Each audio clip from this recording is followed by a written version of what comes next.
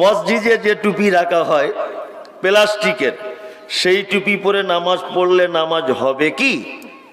আচ্ছা, আসলে টুপি পরাটাই যে কি এটা আগে বুঝতে হবে। টুপি পরা তো সুন্নত নয়, এটা একটা ইসলামিক সাজ বলা যেতে পারে। আল্লাহ সৌন্দর্যটাকে পছন্দ করে, সেই হিসাবে আমরা টুপি পরি। টুপি পরা যে সুন্নত এটা নয়। কি বলছি বুঝতে পারছেন?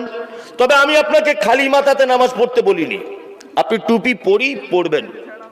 আর সব থেকে বড় কথা হচ্ছে এই যে মসজিদে 2025 সালে এখনো টুপি কিনে রাখা এটা চলে? 35,000 টাকার যে লোকটা পকেটে মোবাইল রাখে, সে যদি মসজিদের টুপি পরে নামাজ পড়ে, তার নিজের একটা লজ্জা শরমও তো আছে। 35,000 টাকার মোবাইল তার পকেটে, আর 5 টাকার একটা কাপড়ের টুপি তুমি কিনতে পারো না? কি বললাম বুঝলেন? মসজিদের টুপিতে নামাজ পড়া যাবে কিনা এটা আমি বলছি না, আমি এতটুকু বলছি যে অনেক সময় রুচিতে বাঁধে। রুচিতে বাঁধে না? একজন সরিষার তেল পছন্দ করে, সরিষার তেল মাথায় দিয়ে টুপিটা পড়েছে, তেল চিটে ভাব হয়ে গেছে, আবার আপনি যদি ওটা পড়েন কেমন লাগে? মসজিদে গিয়ে টুপি পকেটে নেই, টুপি মাথায় দিতে হবে না, এমনিতে সালাত আদায় করুন, কোনো সমস্যা নেই। কি বললাম বুঝলেন?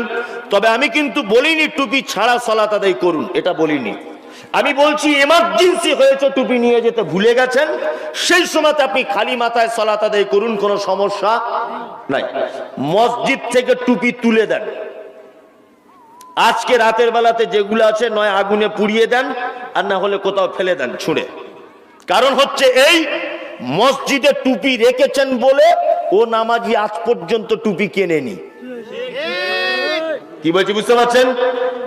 তুমি 35,000 টাকার মোবাইল, শীতকালে তোমার মোজার দাম 350 টাকা, তোমার জুতোর দাম 500 টাকা, তোমার হাতের ঘড়ি টাইটান 2,500 টাকার, আর তোমার 2 টাকা দামের একটা টুপি কাপড়ের কিনতে পাওয়া যায় না?